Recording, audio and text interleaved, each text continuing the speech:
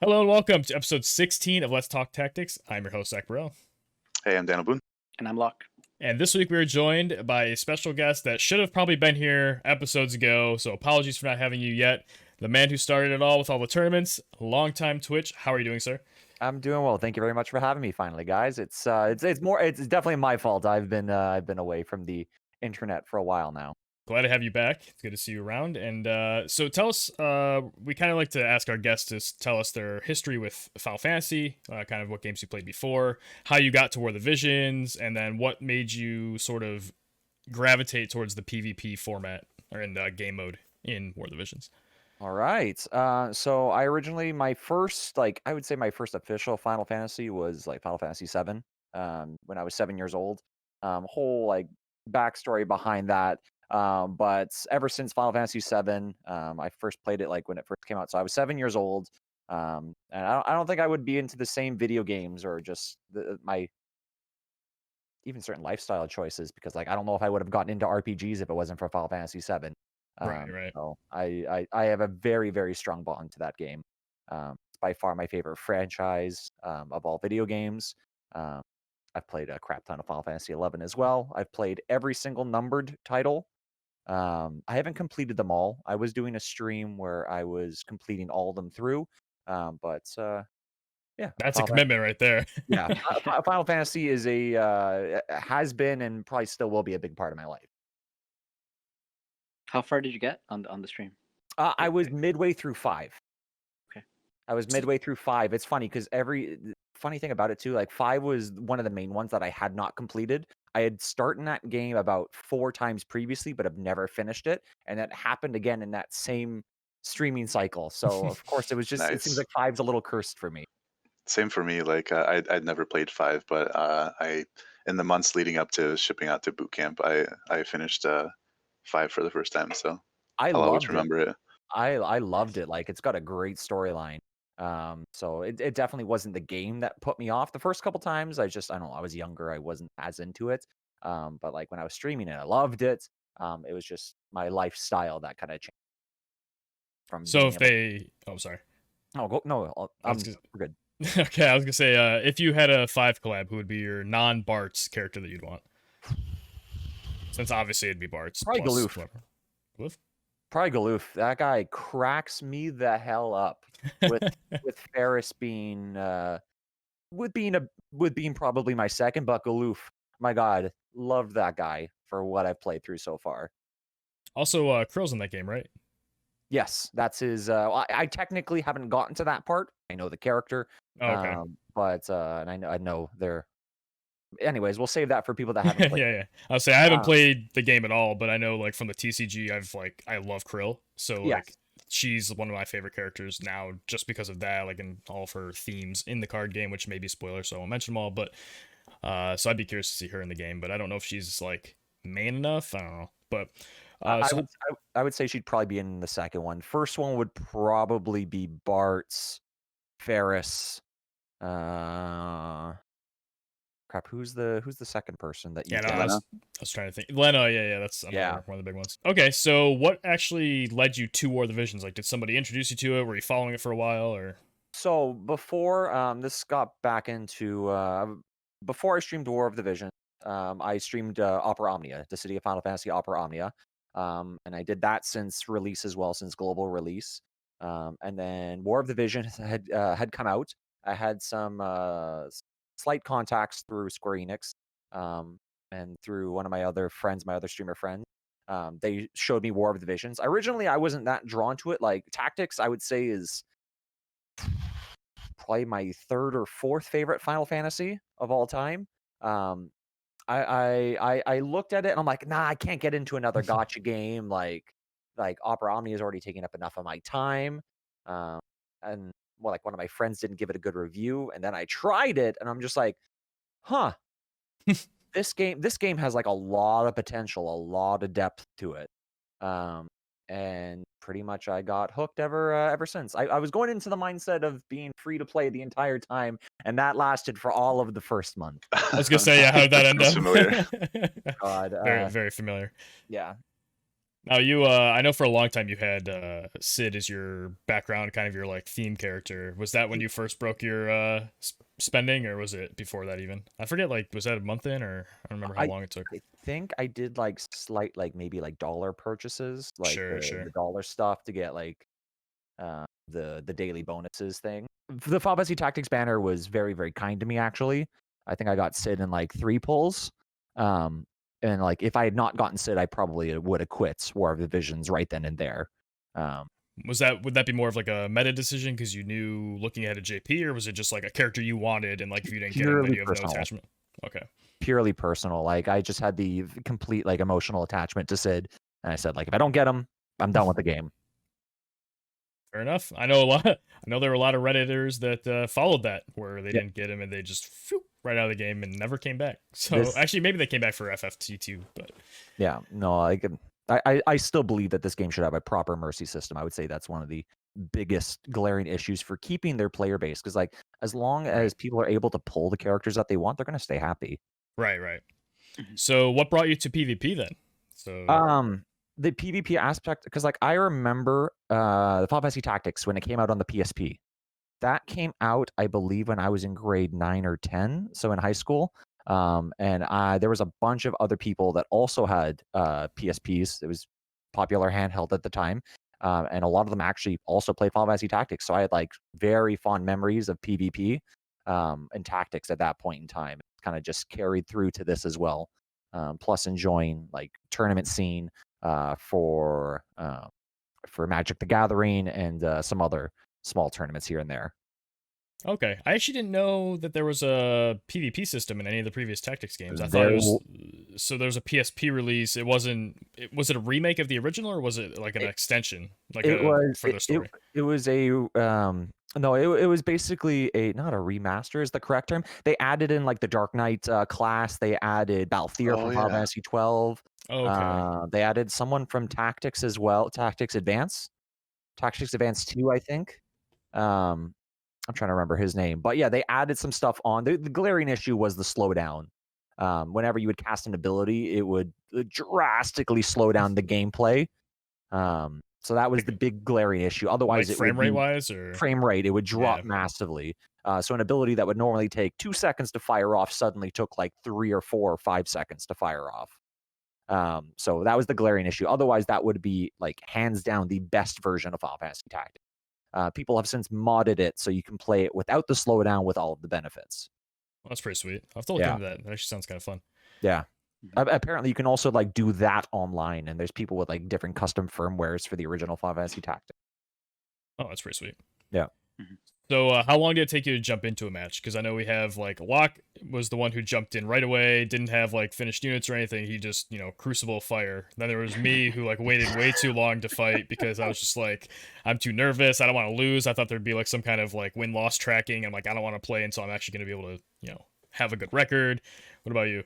For actual like live PvP as we call it, I don't remember. I think I wanted to get to a point where I was happy with my units, because I realized like the first like main obstacle was being able to beat the Final Fantasy 14 event when it first came out, like without using a friend unit. Like I remember having to find the random friend units that was like a whale Thancred to be able to beat that angel back in the day. And now it's like a lot of nostalgia this week logging on and seeing unfinished stars on those missions. I was like, oh my god, I couldn't clear this like way back then. I had one of them was like the no KO'd units. Apparently I couldn't do it without someone dying every time. Yep. Absolutely. And then of course I had to go get my revenge and just clear them all. Because now it's just pretty trivial. Yeah. No, I know I really wanted to get into the PvP when I just try to think of other ways to like bring together the community and seeing like who was out there for PvP, who really wanted to make it a thing. Because I saw the kind of community that my previous mobile game had and like what other mobile games were capable of. So I wanted to see who was around for this community. Yeah, I want to say, I mean, if not for Locke making a couple YouTube videos here and there, I think the 3 of us actually met because of you, because you started the tournament circuit. So thank you for that. My pleasure. Because I'm pretty sure I'm pretty sure that's it. Yeah, that's how it happened. So, when did you first get the idea to start making formats for and hosting tournaments for the game? So that idea, like again, I was just trying to think of other ways to bring the community together. Right. I had hosted and run Magic the Gathering tournaments with my brother before, so I had the understanding of how to run a tournament. So I just tried to do it as a community builder. I thought of different formats that were 100% enforceable. I know we've had conversations of like, oh, you could do like this kind of idea, and I said like as much as I want to trust in everyone, and no one has been a dick in our tournament. People have like like if you put it in the rule that you can rule lawyer, so you can enforce the rules on someone, or you can be nice. Like if you disconnect, it's up to the person that didn't disconnect to make the decision. Most people like, let's just play it again. Like we pretty much just started the match, or there was no difference. But Yeah, they might be like, well, start in the same place kind of thing. Like, don't change because you saw my team now. But yeah. Exactly. But yeah, I just wanted to make sure that there was as few holes as possible, just so tournaments would run smoothly.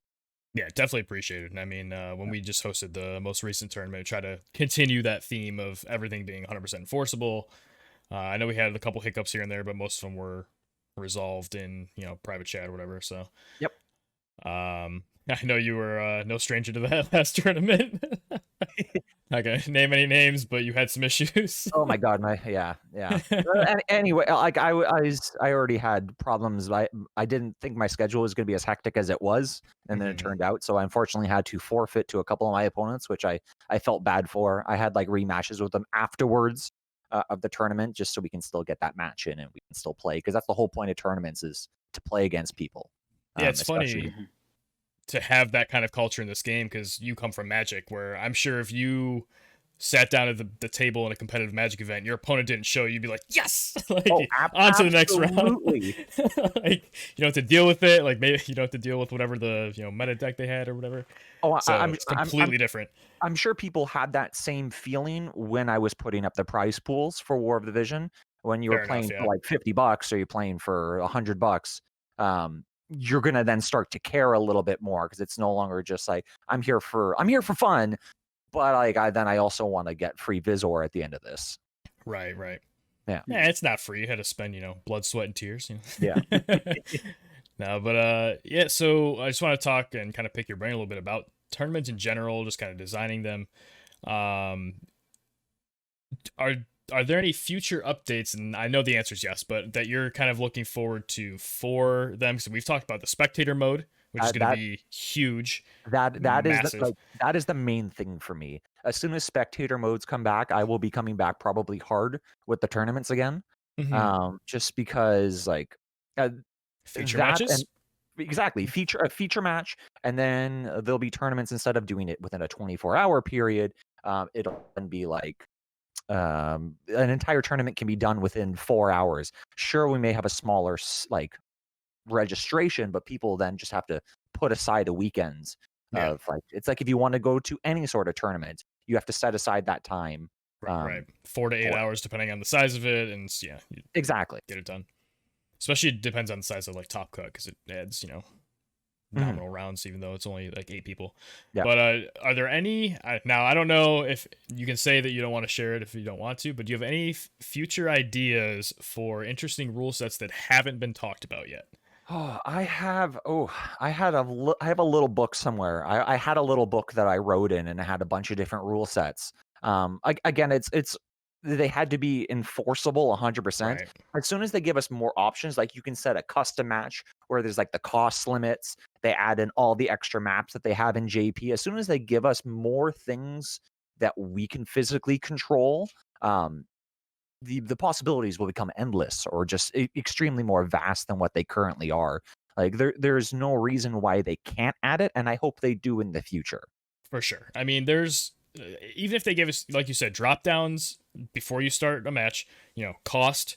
You could do limit rarity, even like you could do either one. You could select a map. You could. I mean, there's so many. You could just strike out vision cards, just strike out rarities of vision cards. Like, it'd be so to me it sounds so simple to just do drop downs. Like they have the drop downs for raids that say just friends, guildies, whatever. Like they can make the menu. It's like anything that they can apply to a class match. Why can't they give us that option to do for like peer-to-peer matches? There's or even arena. Yep. Yeah, or like say they even give us like more maps that we can access, or say like they allow us to use items, you know, or crystals, exactly. Toggle crystals on or off for the map, like so that you can, like, every map has positions, you can choose to play with them or not. Like, there's so much that, and you don't have any idea, like, obviously we're a very small minority of the community, this like very niche competitive like market, but at the same time, the amount of happiness that they could provide to that percentage of the community who also happens to be, you know, decent spenders, which again, maybe percentage wise it doesn't matter to them, but I feel like it would just, the morale of everybody would just skyrocket if they would just give us all these toys to play with. And can only wish. But so yeah, I mean, one thing I was thinking too, in terms of future updates and rules and stuff, was we could at least do, so historically you can't limit equipment. The only thing we could do, and that you did in the first bunch of tournaments, was limit TMR activations, because that's trackable. You can see, you know, if someone used it or not. You see the ability, you call it on them. Right. So that you can't really limit what they're equipping. However, weapons were an option where you could, like, at that point you'd have to like memorize what they look like, but you could at least check it. There's a way to check it. However, in the future in JP they have like transmogging now, where you can make your equipment look like anything. So I'm like, man, that removes a whole a whole rule idea. Because you can make anything look an weapon, but it could be like an ice brand or something. So again, like, just little drop down menus, no equipment. Yep. I expect like you could be like show your characters as not having a weapon equipped, so you don't even know what weapon they're using. Right. Oh, that's a default though, right? Yeah, there is a default. Like if you remove weapons, you just get the end weapon. Like yeah. It's also something I want them to add. This is a whole aside now, but when you use an ability of a sub job, it brings out like the end version of that like sub job's weapon. It's just so annoying. I wish you could set that to look like prettier. like imagine if your Frederica can use like a killer bow in the animation or something instead of the little dinky end rarity one. But you know, we got to crawl before we can, you know, walk and run, right? So let's just focus on drop down menus first. One last thing about future updates. This is more class match related, not tournament related, but I'm trying to like survey lots of opinions. How do you feel about the future? I actually don't even know if we've talked about this actually, so this might start a whole conversation, but about the splitting of auto versus auto queue and manual versus manual queue for class matches sharing leaderboards. Literally the last two words you said is the only reason what makes it terrible. Right. Like if people want to play auto battle, give them that option. People want to play live, give them that option. They are not the same thing. They should not be ranked the same. That's really bullshit in my opinion. Yeah, it's basically just a second arena, honestly. You already have arena. Like you push there if you want to do that. It's like, yeah, I'm just trying to get as many voices as possible behind this. So maybe if we, you know, show this to the right people, but I doubt it shouldn't be shared. Like you should be getting your class match for auto and your class match for live PvP. You can climb up both leaderboards. I'm sure it's just the auto community complaining a little bit that they don't want to do live PvP. But like, then why do you hurt one to support another? Yeah. Yeah, that's basically how I feel about it too. It's really unfortunate, to be honest. But all right, let's move on to more positive things. I'm not going to go down all these roads that I'm thinking now. Niv'Lu came out this week, and that is a unit that a lot of people have been waiting for. Among other things, we'll talk about Final Fantasy 14, rerun a little bit. But how many of us went for it? I know I did, and I can explain how I made that decision. But you did as well, Locke? Yeah, I did. I only wanted to go for one pity and got it within one pity, so. Same, yeah. That was the limit I set for myself because I wasn't planning on it at all. But I will admit that this was besides, I guess, Wall was the last time. I also got burnt on him a little bit, but where I really felt the FOMO, fear of missing out. Like the more I thought about potential team comps with her and like just in general, like trying to be a serious like live PvP player, not having that tool in my toolbox, like not having Frederica for so long, and I know Daniel will say this exact same thing, not having Frederica for so long really felt awful because like I was missing that option, and I love having options. I love playing like toolboxy teams, but just not even having a complete character to use felt really bad. I didn't have Lucia. Mustadio kind of filled the void a little bit, but he just doesn't do the same things in the same ways anyway.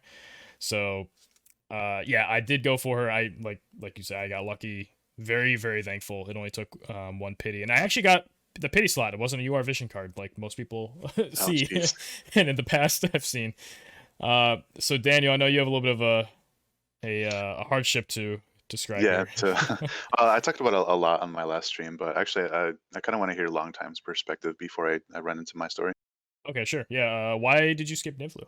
Okay, so right now I'm at this point in time I'm planning already so far in advance. Like I'm already looking for like Yuna, Smart. and like a Sakura. I don't even know if I'm gonna pull her right away, because I know we're gonna get unit of choice tickets again at the 1 year when Yuna comes out, so I can just get her then. I'll do like a little bit, just to see if I can get those free shards that we get when the characters initially come out now. But right now, like she just didn't fit into the builds. Like she'd be a great character with her haste or quicken, her like a full lightning team. Her and Freddy just ripping up from a distance. Like as you were mentioning about Freddy, like it's crazy how strong she still is right now. Like on the current guild versus guild map, I would consider her one of the best characters by far. But no, I didn't go for Niv'Lu purely because elemental seems to be the way most things are going. And I didn't have an over attachment to her. Got you. Okay. Yeah. So so like Prodigy mentioned, I also suffered from a case of the lack of Frederica for months, and we've covered this in previous episodes, and I talked about it on stream a lot. So yeah, I'm so used to not using Frederica and like fighting against her, like I've always been a little salty, and we covered that obviously. So didn't want it to happen this time with Niv'Lu. I went almost 4 pities in. I ended up spending 72k total of Visior. I started with the that was it, like 3-step, like the paid viz of like the gunner banner, got Luartha from that, which I didn't have. So Okay. she's like level 69 with like 1 star LB.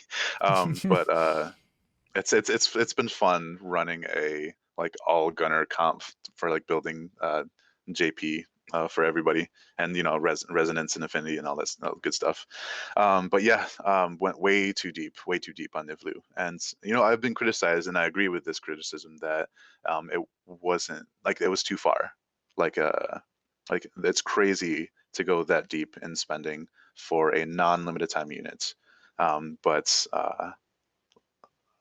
like my struggle with this and eventual like acceptance of like my spending for her was that she was too high of a priority for me, and she was going to be too prominent in the live PvP meta for me to afford to risk the same kind of experience I had with Frederica. So in a way, Frederica like Scarred you? influenced, like she's still influencing my accounts even when it's not dealing with her in particular. So but I'm actually really happy with my results for her. Like I should have her maxed in time for this Siren raid. It may be a couple days into it before I get her to max LB, because I'm not really comfortable with spending when I have literally like 20 or 30 projected shards left to really maybe spend for versus hard quests.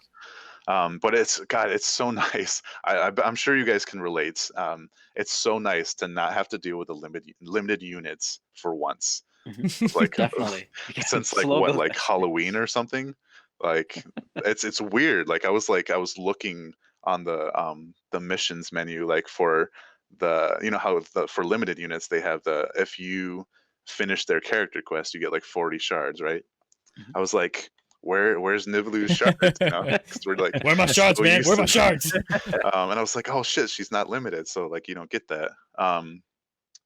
And I'm actually I'm happy to say that I've started practicing with her in live PvP. Even like she's only like even from like level 79 and now like level 89, like she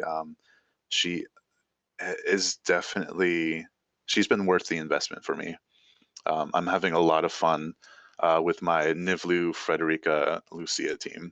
Thought about having Christmas Mastery, but Lucia is helpful for the quad shot, like the building of missile stacks, you know? Plus, taking out the earth units also that may come and try Yeah. to shred your lightning squishies. So Yeah, and I don't really have to worry about like even like ice units like Agrius or to a lesser extent like Medina.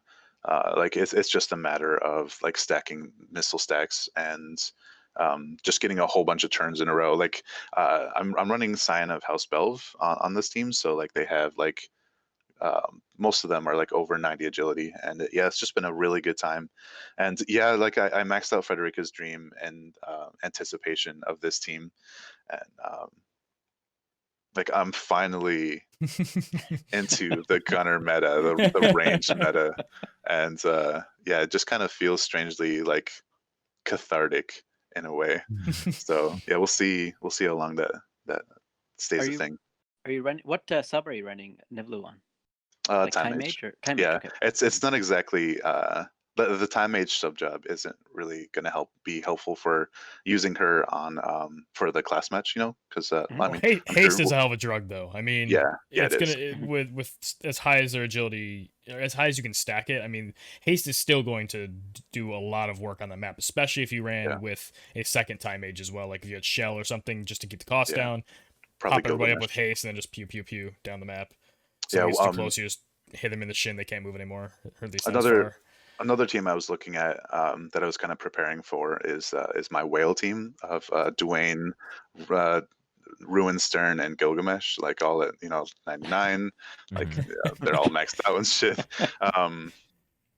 I was looking at running that as a possible comp, but like because they're so expensive, like it's kind of unrealistic, you know. But it's just been really fun running Dwayne and Ruinstern with Gilgamesh as like a quicken backup, you know. Like they just wreck, stacking dark attacks and stuff. But yeah, I'm looking forward to getting Niv'Lu to max and to really just seeing how she can blossom in the upcoming PvP meta. Now, Locke, you historically have been a big fan of missile teams. You used Lucia and Frederica for as long as I can remember. Are you also doing the team with Niv'Lu on there now with those three, or are you trying a different third unit along with the two lightning missile users? Well, because I did them for so long, Lucia and Frederica, I started with Frederica, she was my first 99, and then Lucia my second.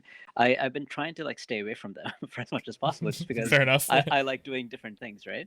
So actually, I got Luartha. I did one pity for her as well, but I've been slow building her. Different element. That's what. Yes, but I've been slow building her. So she's only 79. I didn't buy all her shards, and I think she's at like 100 out of 160 now. So, but what I want to do is Luartha plus Niv'Lu plus like Dwayne or something, right? Like so some and stack. Chunks. Stack missile resist and defense, and make Dwayne bulk more of a bruiser, and just use those two.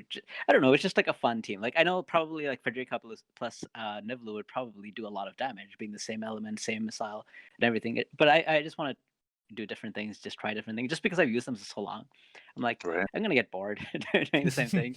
So that's why I want to try different ideas, different things. And I like Niv'Lu so much because like you can run her with two different sub jobs, and it's like a totally different way of playing her, right? Like if you're using Time Mage, like maybe I will use her speed cast to get those quickens up faster, right? Because that could be a very good passive. But on the other hand, I could use her as a disabler and just give her a lot of range because she has like two different range passives. Yeah, and she's like Frederica. It's +3 range. I just think most of her abilities are like one range less. For the sniper has less range, but whatever. We're not gonna get too much into that either. But they did her a little dirty with her second range passive. Like it's just +1 range. There's nothing like attached to it. Yeah, no like plus accuracy or something. But But yeah, They stuck the luck on her missile attack passive. They could have put like the luck plus range 1, and that would have been one of the best passives that, Yeah, so it's so that's the team I'm planning, but it's not like anywhere near ready. I just got her to LB4 today, and I don't have a bow. I'm still farming a bow. I think I have like 20 recipes now, and it's funny because you were just talking about Runestern, and I'm like, oh, I have Dwayne. I could use Runestern. And I was planning on doing that exact same team, but then I realized I have a Golden Blade +1 that's level 10. Oh no! So I'm like, Do you have enough for a rune blade? Did you farm the rune blade? No, I have 7 recipes of that. So I mean, Oh, I guess I okay. can make a +2 if I get lucky with like a good type. But so that's like a weakness. I don't spend so much time equipment farming, but hey, I'm having fun, I think. Yeah. So, and just speaking of Niv'Lu builds, I'm a trolly motherfucker. So I tried making the highest magic I could on Niv'Lu just to see how high I could push it, so that her time mage sub with the Elven bow with the 20 magic attack could drop comets on people. And we got her up to like I think 650 magic. And that's not bad for starting at a base of 77 plus 7 on the board. So I'll probably troll. Yeah, right. I'll probably troll people with that a little bit, but yeah, it's definitely not. She's gonna be physical for sure. He's charging Quicken. Shit. Yeah, right. Fuck. That's Comet. Non-elemental. No. So yeah, no, I completely agree though. She has a lot of different ways to go. You can do like the debuff with the Gunner sub, which is a little annoying because it's Gunner's the one that has the flat ground, right? Double Gunner has the height differences, but Gunner's a little more neutered. Yeah, but then like the Sniper has the. I'm really interested to see how effective it's paralyzed, right? That she gets. It's a TP ability from like downtown that does a plus of paralyzed, I believe. So it'd be like a 48% on max faith because it's 25% activation, and then they have like an 80% to not move. That it's paralyzed, right? I'm not crazy. Anybody look at that ability? I normally have Waffy Calc up. I feel like a failure right now. I completely forgot. I don't remember the paralyzed. Yes. Yeah. Okay. Oh, paralyzing trap. That's right. Yeah. So I'm curious to see if anybody. It's going to be hard to sell me off of using Time Mage, of course, but I'm curious to see if anybody finds use in using that and like spamming it to like really disable teams, because obviously not actually disable, but an 80% chance to not do anything on a turn is pretty good. I mean, if you're against the evade team and you see an 80%, you're going to do it. Like there's sometimes 80% is good enough. So and the fact it's a TP ability, so you're building AP for your offense while inflicting paralyze from, so the default range, the center is 4-way, so you can get that up to 7 with her passives, +1 because of the AoE. So like that's a really far CC ability as a TP ability. So I'll be curious to see if anybody uses that. And then she also gets her own version of Arm Shot. Yeah, exactly. Yep. That has range height of 5. So it's like doing a sharpshooter or something from a bow. Well, she has a bow. From the Ranger sub job. But it's still Arm Shot. So the only thing is it's like 86% modifier for damage rather than like the 200% that Frederica and other gunners get. But yeah, no, I'm pretty excited that she has options, because it always sucks when you play a character and they feel like they only have one way they can be built. Otherwise, you're missing like their key, what makes them usable. So it's pretty cool.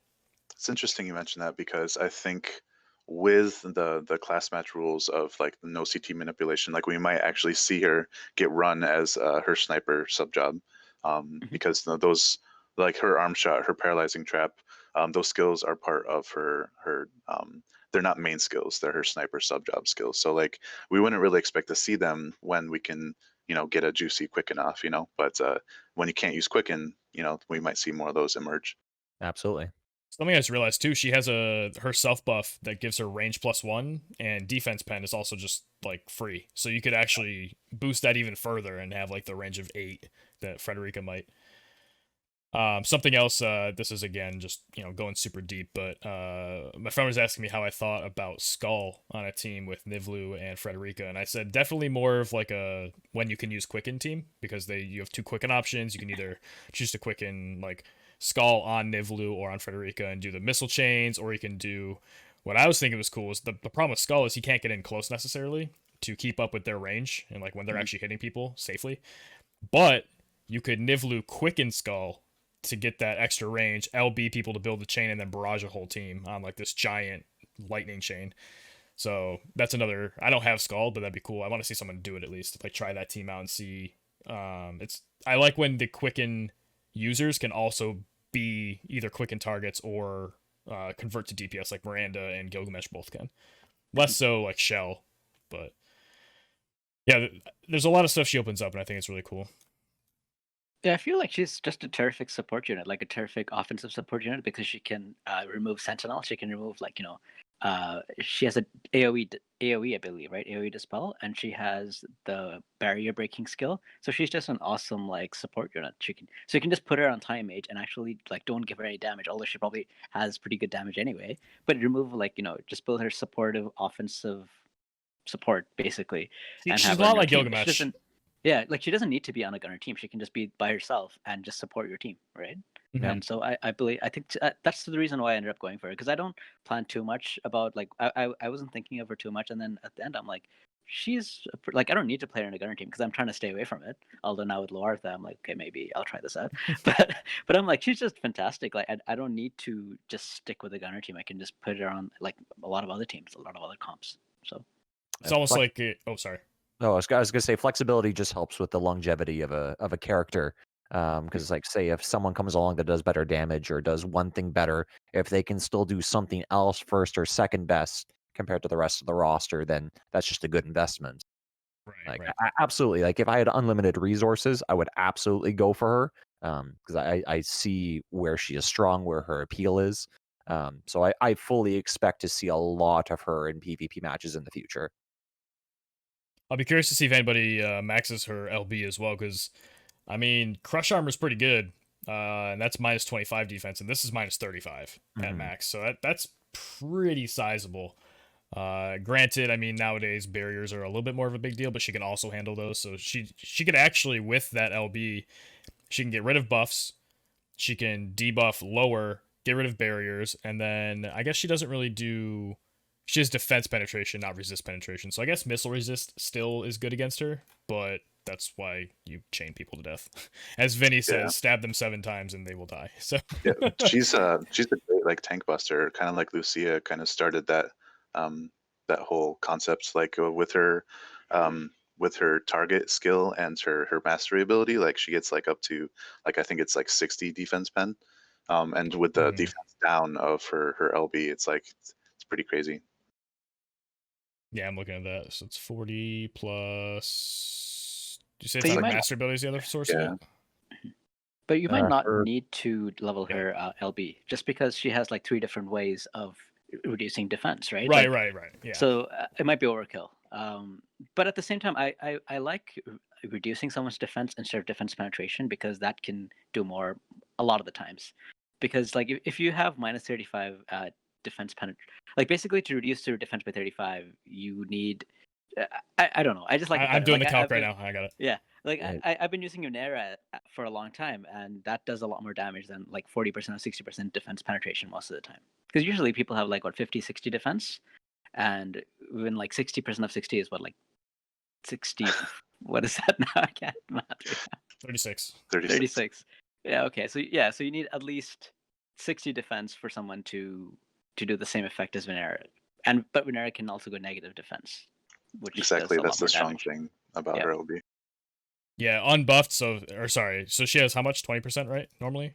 20 naturally, and 20 then naturally. 40 from the skill. So yeah, if like she didn't buff and she just hit somebody, they would have to have oops, that's the wrong decimal.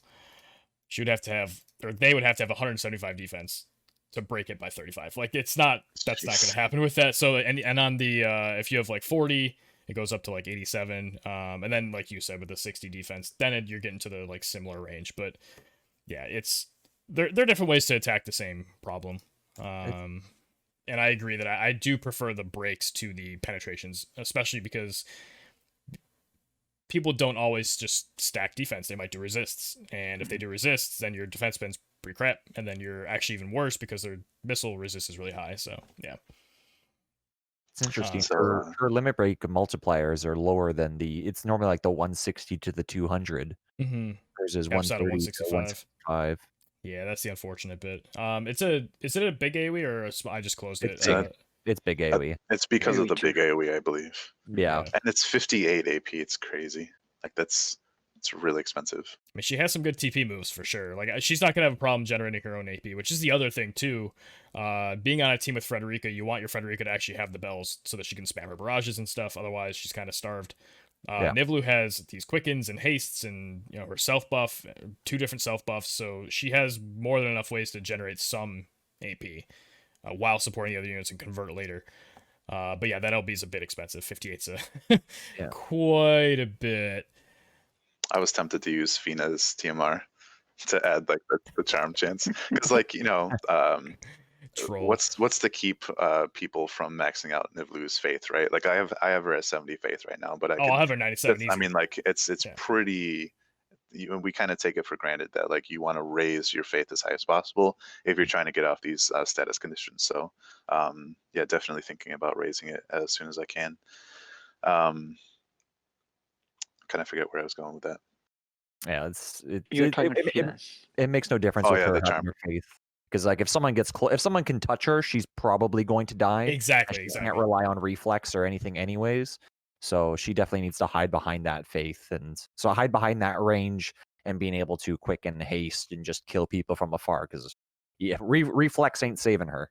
Yeah, that's the big argument, is like people back in the day were like, oh, I don't want to raise my Shadow Lynx's faith because she's going to take more damage. It's like, bro, if she's getting hit with a holy, she's dead. She's dead anyway. Like, just put that faith up, get your confuses or paralyzes, whatever TMR does. I think it's paralyze. So yeah, that's definitely a consideration. And the fact, like you said, we didn't even touch on this, she doesn't have reflex. She doesn't have ranger sub. So we think of like bow units have reflex. It's like, no, it's rangers have reflex. So that is one unfortunate bit, but I mean, you can't have it all. And I'm glad she doesn't have it all, because that would be she's already very well balanced. Yeah, I really, speaking of her reaction ability, like I really want to see counter shot go off. Like I haven't seen the reaction go off yet. Maybe it's because I haven't leveled it to max or anything, but I want to see it like arc over units to attack the one that's it's proccing for, because she's our first. She's our first UR archer, right? No, counter so shot. It's like it's a gunner. It's gunner, right? It's a gunner. Oh, it is gunner. Okay. Straight. Yeah, Gotcha. so you're gonna do the old Dr. Diggs in the tower when he he double reacted and chained his own rivalry to death. John Wilkes, your own teammates. Yeah. Speaking of new stuff, though, unless you guys have last thoughts on Niv'Lu, you can interrupt me. But well, I mean, obviously we didn't cover the major appeals for like her reduced move ability and her barrier breaking ability, but I mean, we talked about both of those, I think. Right? Yeah, those, they kind of speak for themselves. Yeah, I mean, if you can't deal with an Agrius, make her not get to you, or or break her shields, and if you still can't deal with her, you might be in a little bit of trouble. But do you guys happen to know if the if there's a chance to proc the movement -1, or is it guaranteed?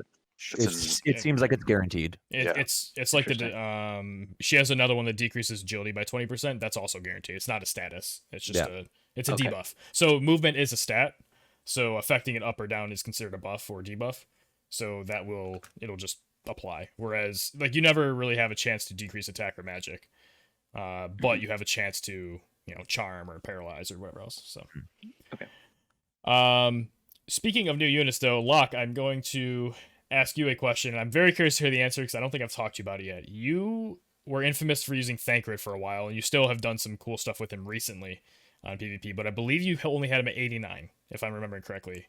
Are you going to finish him during this period? I already did for free. Oh, okay. From all the, I mean, you get 120 shards for free from. Oh, that's true. That's true. Okay. Plus the extra 60. 40, sorry. And the dupe. Yep. Yeah, the dupe 40, and then you get 40 from the challenge board, so that's 200. So I finished okay. There you go. I unlocked the. Yeah, I mean, if I was like 40 away, then I'll probably buy it anyway. But at that point, I was like, great, I only need 200, and I got it. Perfect. I didn't need to spend a single vis on this. But so anyway, have you used them yet? Not really, because I've just been leveling up the other two, like Niv'Lu and Luartha. But actually, I just want to point out quickly to anybody that might be watching and who already have them maxed, save your tickets, because when the event returns at some point, and if he's going to get his X job, you might be getting more of his shards from those tickets. You're not going to be getting anything useful right now if you're using those tickets, so you might as well save them. Right? That's a That's good true, actually. Yeah, balance. you don't Yeah. need more EXP cubes, and like you're not getting like Exactly. gold gill snipers all the time. So yeah, Mhm. that'd be worth it. The thing Well, that worries me about saving is the tickets. Are they called reissue tickets? Because they might do the thing again where like we couldn't use like say any leftover tokens from last time because they're not reissue tokens, you know. So hopefully it's not going to waste our tickets by saving them and then having them pull another reissue kind of thing. I think the idea though is that because the rewards other than Thancred shards, I guess you are medals, but um, they're not particularly valuable, so it's almost worth that gamble. Like I would give up those resources to have a chance at potentially Right. getting more in the future. I Yeah, think is definitely. kind of the thought behind it. But I definitely share that. I see both sides of it. Yeah. Yeah. no, But Um, that's that's a great idea. I'm definitely going to do that. I did not think of that. It's a good idea. So and Daniel, you're not going for Thancred, correct? I, Oh no! I was Oh boy! I wasn't gonna bring it up, but back in my baby like first week or whatever, War of the Visions career, I ended up buying Thancred with like the 15k medals, you know. But I didn't develop him at all. I was just like, I want to have this unit. I can't afford to build him, but you know, when it comes back around, I'll see if I can build him. But um, yeah, that was the only development I did back then was like using the medals to get him. Yeah. But yeah, so like I've gotten all of like the free shards or whatever, but no, I'm Mhm. not building him. Oh, okay. I'll put him in the I'll put him in the barracks and you know maybe get a shard a day or whatever. And six or you know a year later maybe I'll have him built. Yeah, I plan to do similar. I was hoping to get him to 89, just like off the tickets and all the free short sources and stuff. And he's just about LB3. Yeah, Because I was similar boat. I pulled him on like one of my very last tickets during the first event, like just on that chance, super like random. But I didn't buy anything. I think I had 3 shards yeah. total going So I into this guess event. So we have the luxury of spending our tickets now. I guess. yeah, right. So speaking of those tickets, though, how have your guys' turned out in terms of actually dropping Thancred shards? Because I have, to my knowledge, I've gotten every source of tickets so far. All the 10 per day from the Monk Shop, the 3 and like the logins, the whole both bingo boards, getting the 1 per day from mission, all that stuff. I have gotten exactly 1 drop of Thancred. That's Wow. funny. I remember back in the day using all of my tickets, saving them for like the last day or whatever, and yeah, I only got one Thancred drop from there, and like the rest were Ishtola, and I was like, why? Yeah, same. I So only got one as I well. use mine now. the first day, I got like the Thancred units, so that was 40. The next day, I got a 10, 20, and a 15. I saw a And screenshot. then That's what I was asking. and then Wow. I didn't get anything today. So right now I think I had before the event came out, I was 0 out of 160 at LB3. And now I'm 22 away from LB5. Oh, nice. Yeah. Damn, So nice. 22 away from LB5, and so like I'm not worried. Like I know I'll get that 22 at some point within the next 19 days, 18 days that we have of this event. That's true. We So get 10 a day for a lot of days, so I'm 11. hoping that averages out or something. But Yeah, well, you get, it Medals or something. 11. Oh, you get 11 per day. 10 from the shop and 1 from the quest. Sorry, I mission. thought you were saying 11 days. I'm like, wait, didn't we Oh just no, say it no, was sorry. 19? Like we just said it Um, was 19. Now I just Yeah. got to build an assault gunblade on them. And now here's the other thing too. I guess more if people haven't thought of it. Typically when we have these events where we get medals, the exchange shop is open for an additional week after the event closes. So we may be able to get 10 tickets a day even after the event's over, which would Yeah. be great. So make sure Yeah. you have enough farm to do the, what is it, like 2,000 medals a day to get all those or something. I did not do that the first time around. I will definitely be doing that this time around though. Yeah, I did that. That's why I saved it for like the last day for all my pulls. Nice. So yeah, I just wanted to touch on Thancred a little bit. I know it's kind of a contested topic, it seems like, because people place a lot of value in his TMR not having an ability, him not having a limit burst, which yeah, they did him a little dirty because of that. But I think he's still, if you have the resources to get him and it's not going to like break your bank or something or ruin your plans, like he's a very solid unit in a lot of ways. He has very versatile resistance builds. I think he's really cool. And I'm kind of sad, but he's not one that I can just have that FOMO and be like, oh, I'll just get him. Like it's not that simple. No. Being an actual double costed, like Dwayne had a bunch of free stuff, but Thancred had. I think Not nearly as I think much. he'll be very good, especially if we're gonna go into another gunner meta. He Mhm. is very good as an anti-gunner unit because he starts with 35 missile resist with this passive. That is insane. Yep. And then imagine, okay, now we have like a barrier breaking with Niv'Lu, but he has a barrier. He has additional defense buffs that he can give himself. He can give himself +1 move, +1 jump, which is very great for the upcoming CM match, right? So he's built basically as an anti-gunner option for the next CM. If that sure. is one way to go. Can give So I himself don't think he's regen. bad in any way. Sorry? He can give himself a regen as well. So if it's like a gunner and him as the last 2 units, like they're gonna be pinging him for like double digits, and he's just gonna regen it off and laugh with his like 6-7k HP as they're just walking towards them. Exactly. And not even walking towards him. Once he gets in range, he can just teleport to him, and like it's one thing to hit somebody from 4 spaces away or something, and then just like stay where you are, but to actually like Gilgamesh Get in your Excalibur or face, something like that. But yeah, to close that distance on a gunner, yeah, it's huge. Let me double check. Does that thing have any? Because I know it has to be in a straight line, so it's not as good as Excalibur and okay. Warrior of Light. I don't think the height range is very big. I think it's 1. I think it's a height range of 1. Rough Divide. It's a height range of 1, so it's better than 0. But Yeah. For whatever reason, like my mind went back the months and months back to like our starting PvP weeks, and like I remember specifically winning a match against a Thancred team because of Rough Divide not having a great like height range. It's so weird, man. Just like the institutional memory of this. That's like when he gets crush armor. Right? Yeah. He can freaking rush divide through a wall. For some Yeah, that's reason. annoying. So that's insane.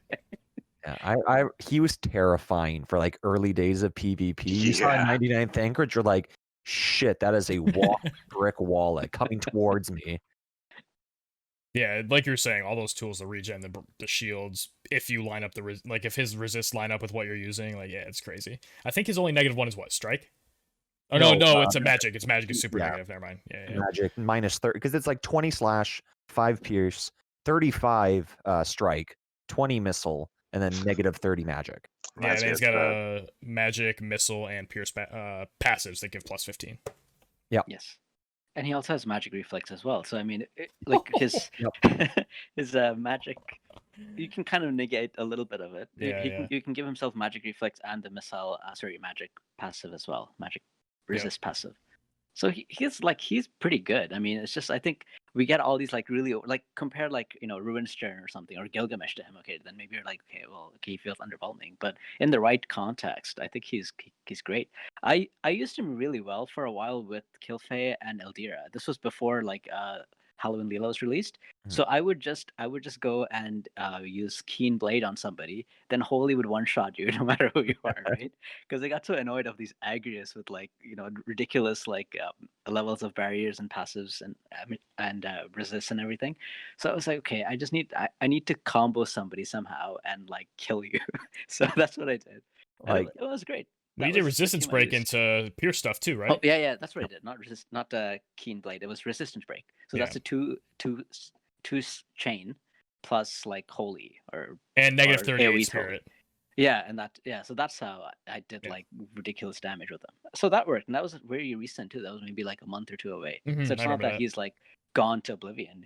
I found a way to use him like in battles. Like even the concept of like the all-powerful light team that's coming out in the future. Like, sure, I'm going to use Warrior of Light for the auto battle side, but for the live PvP, like I'm not going to use Warrior of Light there. So like characters like Thancred or like I'm not pulling that soldier light girl. I was going to ask you about El Sorel, I'm personally like I'm sure she's good and she has the additional like light bonuses, but like I'm going to use the light characters that I have: Ramza, Thancred, Yuna, presumably. I'm looking forward to using Rob personally, especially once he gets his X buffs. I've heard he's strong in JP right now. Cecil, I'm interested to see what Engelbert's EX is going to look like. Because like all the tanks so far have been silly, but we can another day for that. Engelbert needs to get like a Hadouken wave in his monk sub job. It's like really long range, just nukes people. Give him some more agility, man. Just That's too. raise that agility. Move 4. Give him move 4. Agility, cheap hate would be nice. Yeah. TP ability with hate and move 4 would Yeah. go a long ways in making him more viable, even if his agility remains low. Because I think a lot of the EX units, besides their like level progression, their boards haven't really had too much agility on them, and they're realistically not that much higher. So it'd be interesting. Give him Kane's TMR and an ability, and we're good to go. True. Nice. Yeah, there you go. Yeah, for me, a lot of people like to hate on Engelbert, and maybe it's just because of how much of a pain he was physically speaking, in terms of mitigation. But like, I will always have a soft spot for him. Like he was like after Ziza, he was one of my first like 99s. I used him all the time. Did really well in guild battles, and I loved using him in PvP for like his night sub. And this was before people were really familiar with breaks or really knew the damage of taunting blade or its range and stuff. I had a lot of fun running Mons, Engelbert, and I don't know, Ayaka or something, and winning matches. It was just Engelbert's cool. Kill my beef ball. Yeah, I remember you using Engelbert, Ayaka, and Ziza for a very long time. Like when you were streaming, like and you were like trying to be serious, that was your team for a long time. If anything, was that your tournament team from the very first tournament? No, I had you were against Snecko? Oh, it was Sid. Okay. Yeah, I guess it was what, Ziza, Sid, Ayaka? Yeah. Yeah. Okay. Oof. Throwbacks. That feels like so long ago at this point. Holy moly. Right? Oof. Anyway. So then I guess moving along with FF14, Y'shtola, not a whole lot to talk about there. She got a cool like little buff to her master ability, but I don't think she's gonna be making any waves. PvE perfectly usable. PvP, it just there's not enough. It's not like Shell. I love her ethereal manipulation though. It's a cool teleport ability, but Yes. that's all it is. 'Cause if it didn't have a chance to do CT and it was always CT up, Yeah, that'd be maybe there'd be something cool with that. But yeah, it's unfortunate that you have to gamble on it. One of the most ambiguous skills, I think, too. But the vision cards. So I know the light one is. We can talk about that one second. Did anybody? I'm assuming none of you pulled for the fire card, but do you know anybody who is, or what do you think of the card itself? Pull that thing. I know it had its uses. Where is that one? It's like 488 HP, like 150 or 130 range of magic. It's great for rain. Yeah. It's great for rain. It's basically if you don't have Ifrit already maxed out and you want rain to be your tank, you throw it on rain, you give 50 attack to all your allies.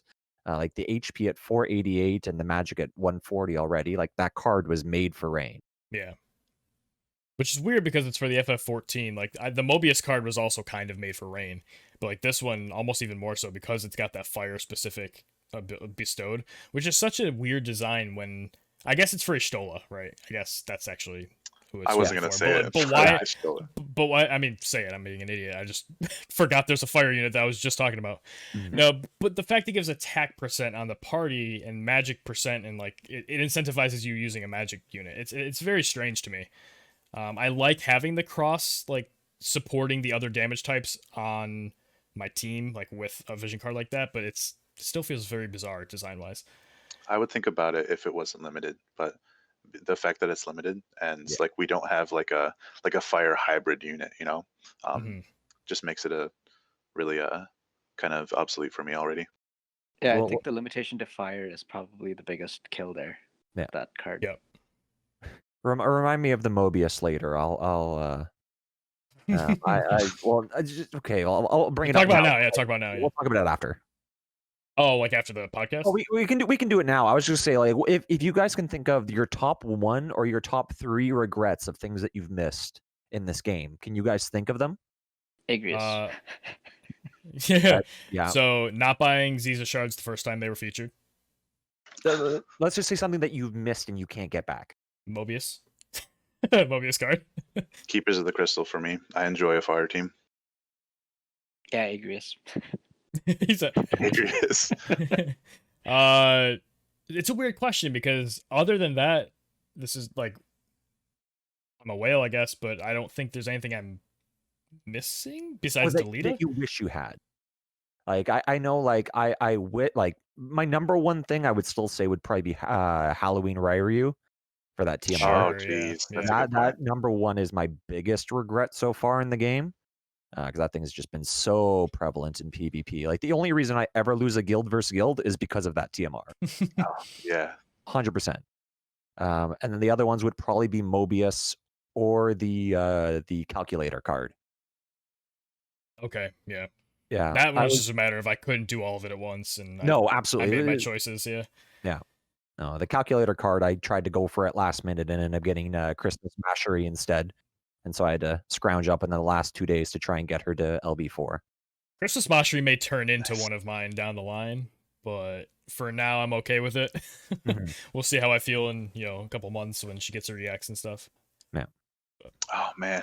Oh, The laser lock-on jump, yeah. Or the range 6 horizontal. Like, what?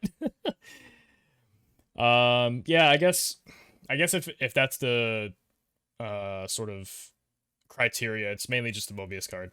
But if it's Yeah. like regrets in general, I mean, yeah, not getting Ziza shards the very first time they're featured, and like being 120 behind when I actually finally pulled her was by far the most impactful decision I made throughout my account. And like I actually, besides Frederica.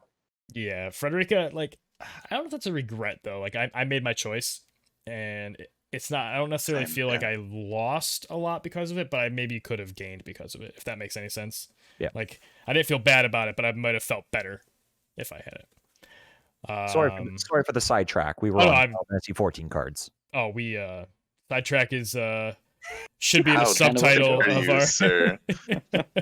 Bye. But okay, so light card. Did everybody get it? Nobody get it?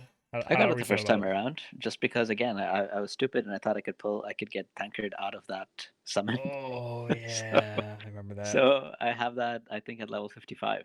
Like from the first time, I did not spend a single single Visior on the summon banner because I know I can't get Thancred for it. Well, you can get his shards. No, Right. are you gonna max it? No. Okay. I just don't have the resources, and like I'm Sure. doing Niv'Lu right now, and I have like 14k in the bank, so that's probably enough to get Niv'Lu up. Long time. I did 3 initially. Like, one of my friends was trying to convince me, and so I'm like, you know what, I'll try 3 because I want to build this light team, and I was trying to pick between all the cards. Because there's Bahamut, Trousseau, Solidus, and then this card. I think are the 4 main light cards for the future. Oh, you're talking about for the JP party abilities. I'm thinking of like the light team because like Uh, this is a future card. This is not a current card, in my opinion. Yeah, Scion of House Belv as well. I don't for know, the light man. Monk Cecil was pretty dope when I played him the other day. I'll have to show you the screenshots.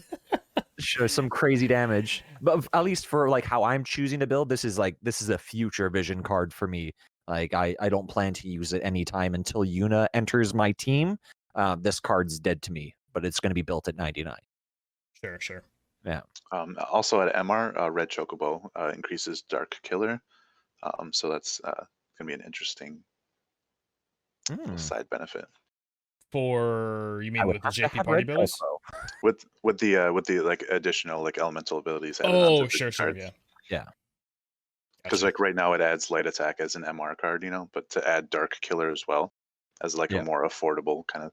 But in terms of like the light vision cards to be used later on, Sure. But Sign of House Belv definitely with its light 35 slash. That's up going to be is definitely needs a mention there too. yeah, yeah. that's going to be great for light slash teams. Doesn't Yuna have Rune Knight or have the sub job of what's the Kotodama or whatever? Doesn't that have a slash attack in it? Or am I completely just mixing it up because Summer Katone has Pretty sub sure Rune she's Knight? green mage and staff mage or whatever. No, it's definitely Kotodama is one of them. The Is Summer it? Katone job, yeah. Oh no, yes, you're correct. However, now that I think about it, I think Summer Katone has sub Rune Knight. I don't think Kotodama has slash attacks. Darn. I was gonna say she might be able to do magic slash kind of like Rune Knights, That'd but be crazy. that's Yeah, no. not the case. Because Don't. otherwise, yeah, the Scion card, woo! Don't see any here. Okay, fair enough.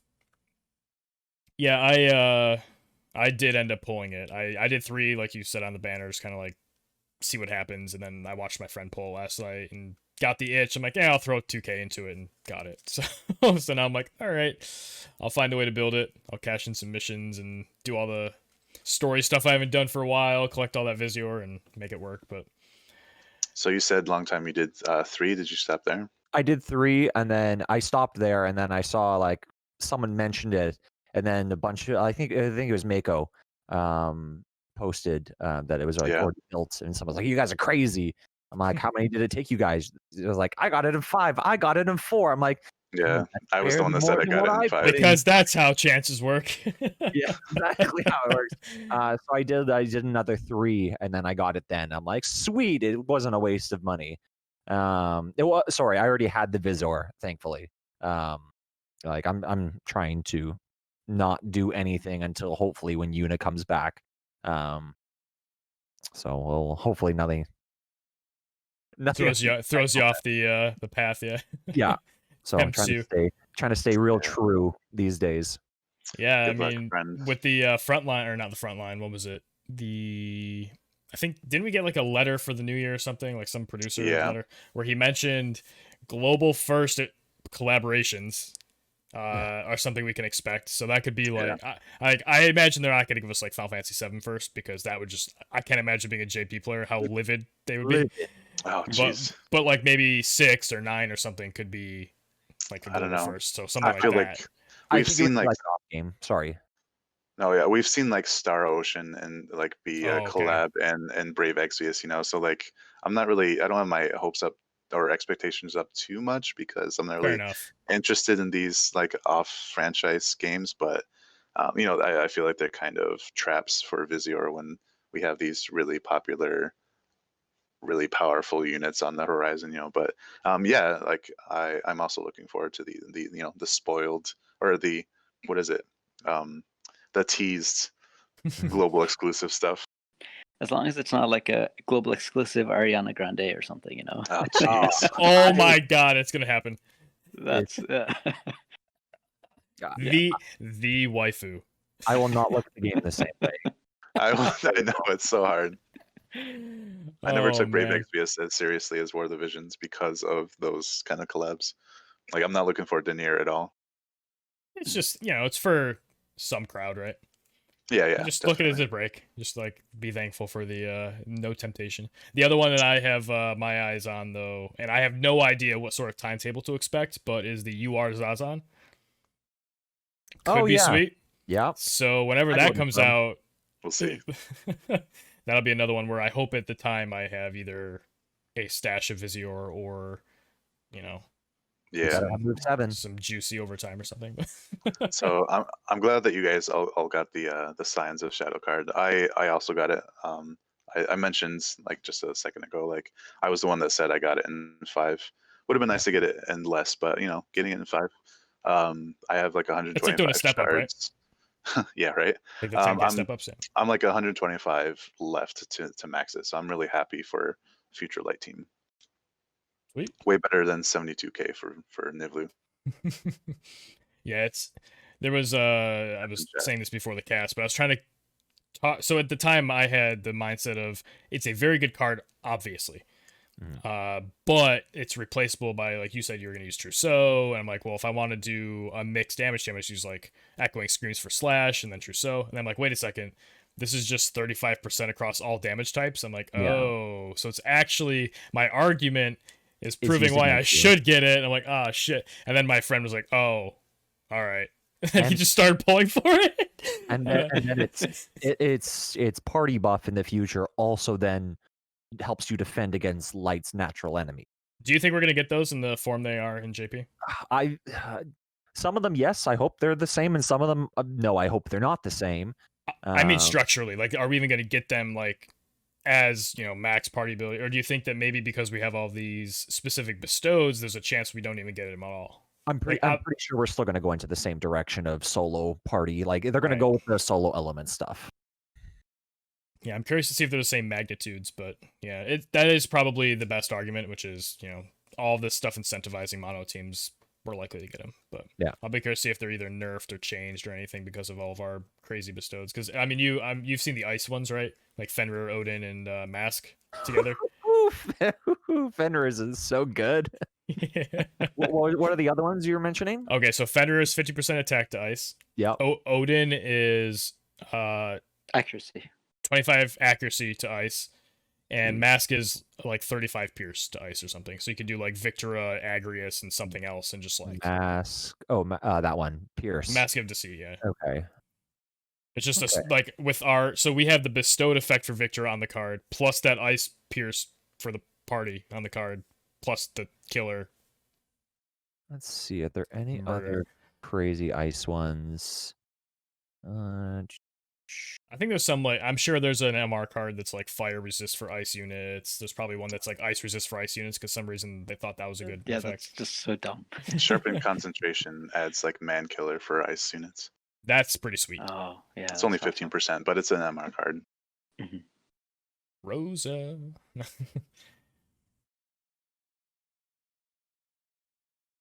Yeah, I don't see any other URs that were too crazy. It's weird. Speaking of the ice ones, like the Shiva, like the evade, like the quintessential like evade vision card besides Secrets of the Heart, it gets critical evasion. Like why? Yep, I saw that. That doesn't make sense to me. But you know, it's a separate gripe. Oh, it's like typhoons as well. It's like wind resistance for wind allies. I'm like, yay. that's terrible. I think Golem is Earth resist for Earth allies. There's one of each. It's like, what are you doing? Oh, his is lightning. His is lightning resist. Oh, his is good. There was another one then that was. So Titan. At least it's Titan, maybe. Oh, I think it might be Titans. There was one that was Earth. Anyways, yeah. Regardless, yeah, there's some confusing ones out there, but some cool ones too, though. To be fair, it's kind of like you get a little bit of both. But I mean, like, imagine there was a meta where just that one element was what everyone's using. That could then, I guess, be kind of useful, right? Like, if everyone's using Earth teams, I guess you kind of want Earth resist, maybe. Yeah. But yeah, it's just very niche, I guess. For sure. So, any closing thoughts before we wrap up this week from anyone? Locke, anything? Daniel? LongTime, anything you wanted to chime in on that you've maybe thought about earlier, didn't have a chance to say? I think my main one was the regret question of what you guys were thinking. But no, just thank you very much for having me this fine week, guys. I definitely thanks for joining. I definitely wanted to cover like Class Match 4 briefly. We're looking forward to that sometime this month. Mm-hmm. Okay, we go for it.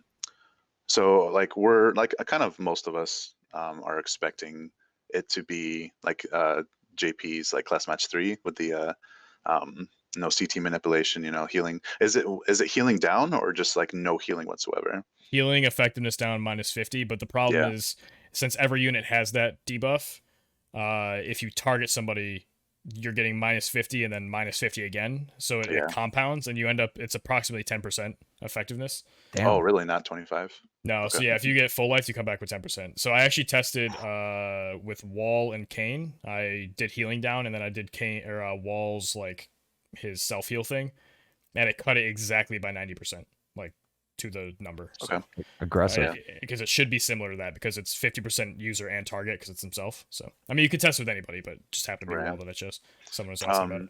So that's, I think, I definitely wanted to start raising awareness for anybody that might be listening, thinking about, class match stuff. And that should cut regen as well, by the way, because regen, while it is a status, it's still healing. Yeah, it's still healing. What about Drain Force? If anyone knows. Drain Force probably as well, yeah.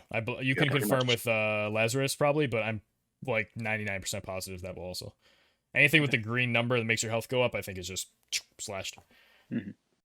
And we could talk about like prospective teams or what we might expect from the class match meta for going into number 4, but I'm sure we can probably cover that closer to when we see it teased, Yeah, for sure. Shoot, I was gonna say, oh yeah, so we're also looking at this the Siren Raid coming, right? Or there's an FF14 raid too, though. Yeah. So like, what are your guys' thoughts on the upcoming raids that we're expecting? What is the item for the Siren Raid? Isn't that the it's the Pierce cloak, isn't it? Yeah, I can't remember. The Elven cloak. Yeah. Oh, that's the the Elven cloak's busted. It's Elven cloak is very, very, very good. Yeah. Yeah. What does it do? 16 defense, 10% pierce resist, Okay. and 25% confusion resist. Confusion. So that's Ooh, just nice. yeah. And equipable by Accessory. equipable by anybody accessory. Yeah. So Yeah. So you um, put that on shield. Yeah. It's in terms of like live PvP, it's definitely going to be a big thing. I definitely wanted to mention that. like that. Yeah.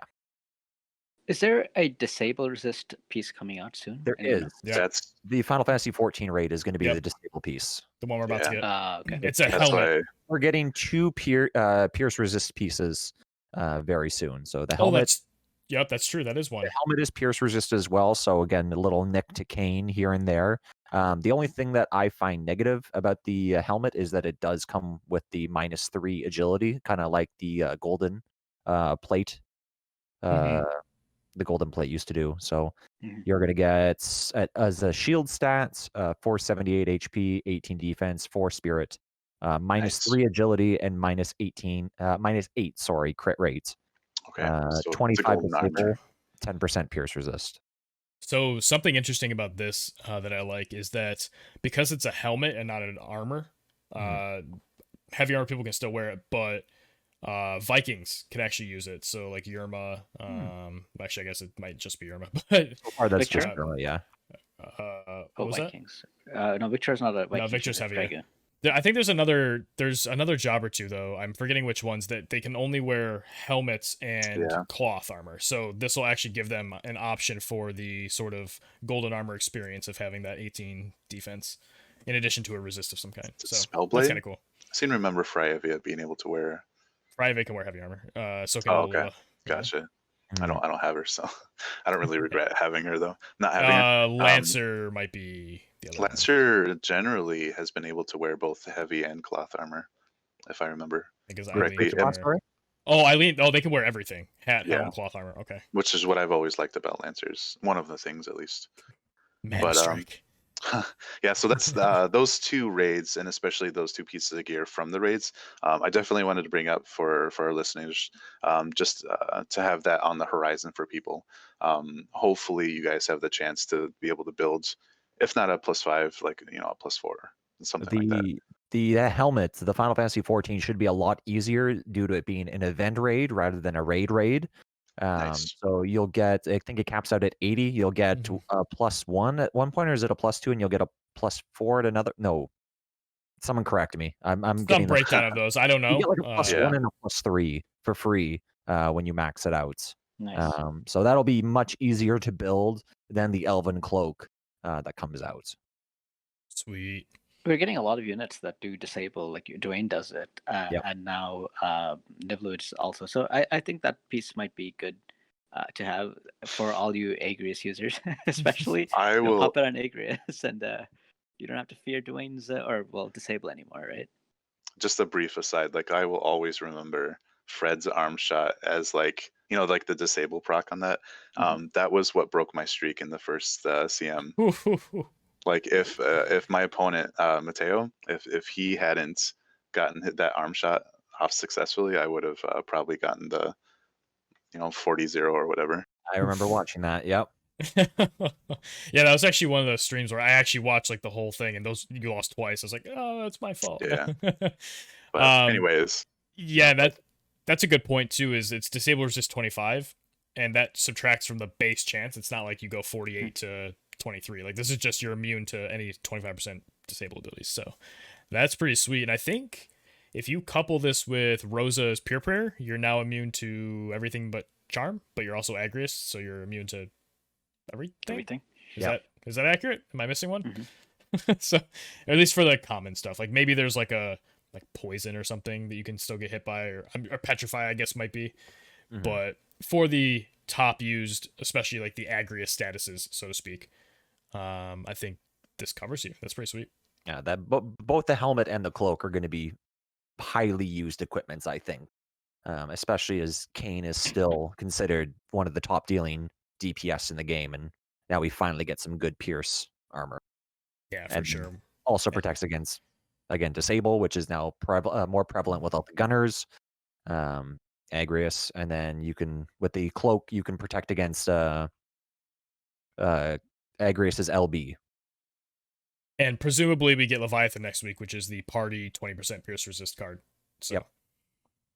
that'd be pretty sweet. And that gives, it looks like it gives 10% attack on bestowed to heavy. No.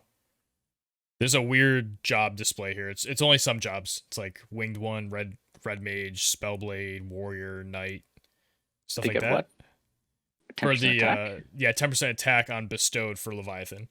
Yeah, wow, it's a Um, weird spread. And then it has an ability as well that's cool. Increased damage as HP decreases. So 10%. It looks like Ooh. all one-handed sword users. Oh, that might That's that what makes it looks sense. like. Okay. Yeah, and then Yeah. it gives pierce resist for allies up to 20. Gives 20. sizable attack though. It's like 164. Gives 4 defense, which is kind of cool. Yeah. 300 HP. And if we get the JP upgrade, it's area resistance for water allies. Yeah. So maybe Ildira can live a barrage now. We don't know.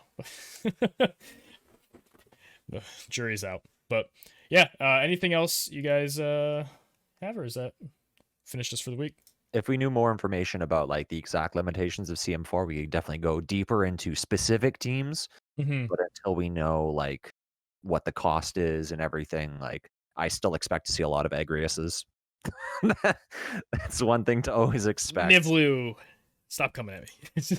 We'll see. We'll see if it's as effective as I think it's going to be. But Niv'Lu really does seem pretty oppressive on the map as we know it right now. So yeah. So I'm looking forward to though. I'm still gonna enjoy it. It's still class match. I might get salty here and there, but deep down I still love it. So anyway, thank you for joining us LongTime. I hope you enjoyed Absolutely. yourself, and we'll definitely have to have you back sometime. If not to talk about CM4, then Hell yeah. maybe for tournaments or something. You just let me know. Absolutely. But until next time, we've been Let's Talk Tactics. I was your host, Zach Burrell, I've been Daniel Boone. And I'm Luck. and we will see you next time.